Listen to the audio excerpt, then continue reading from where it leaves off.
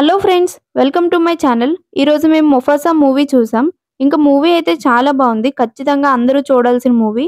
The lion king మూవీకి ప్రీక్వెల్గా తీశారు. Movie స్టోరీలోకి వెళ్లే ముందు నా ఛానల్లో వీడియో మొదటిసారి చూస్తున్నట్లయితే ప్లీజ్ ఈ వీడియోకి లైక్ చేసి నా ఛానల్ని సబ్స్క్రైబ్ చేసుకోండి. ఈ మూవీ స్టోరీ చూసుకుంటే ముఫాసా వరదల వల్ల పేరెంట్స్కి దూరం అవుతాడు. ఆ తర్వాత ఒక వేరే ప్లేస్కి వెళ్తాడు. ఆ ప్లేస్కి వెళ్ళాక ఏమవుతుంది, తన లైఫ్లో స్కార్ అయితే ఎందుకు వెన్నుపోటు పొడిచాడు, ద లయన్ కింగ్డమ్ అనేది ఎలా ఏర్పడింది, ఈ స్టోరీని అంతా సింబా కొడుకుకి ఎవరు చెప్తున్నారు, ఇలాంటి మెయిన్ క్వశ్చన్స్తో స్టోరీ రన్ అవుతుంది. ఈ మూవీ 3Dలో చూస్తుంటే చాలా బాగుంది. స్టోరీ, విజువల్స్, అడ్వెంచర్ స్కిల్స్ అయితే చాలా బాగున్నాయి. చాలా ఇంట్రెస్టింగ్ గా ఉంటుంది. ఓవరాల్ మూవీ మొత్తం ప్రాపర్ యానిమల్ కింగ్డమ్ మూవీ చూసిన ఫీలింగ్ వస్తుంది. Story, screen play and direction అయితే చాలా బాగుంది. ఫ్యామిలీస్ ని ఎంటర్టైన్ చేసే ఫిల్మ్ ఇది.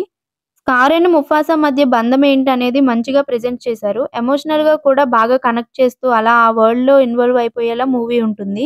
ఈ మూవీలో మెయిన్ గా చెప్పుకోవాల్సింది విఎఫ్ఎక్స్ గురించి. విఎఫ్ఎక్స్ అయితే చాలా బాగుంది. స్క్రీన్ పైన ఆ ఫారెస్ట్ విజువల్స్ అండ్ యానిమల్స్ ని చూస్తుంటే ఇది విఎఫ్ఎక్స్ లో చేశారా లేక యానిమల్స్ కి ట్రైనింగ్ ఇచ్చారా అనిపిస్తుంది. డబ్బింగ్ అయితే చాలా బాగుంది. మహేష్ బాబు గారి వాయిస్ పర్ఫెక్ట్ గా సెట్ అయింది. అలాగే బ్రహ్మి గారు అండ్ ఆలీ గారు వాయిసెస్ కూడా బాగా సెట్ అయ్యాయి.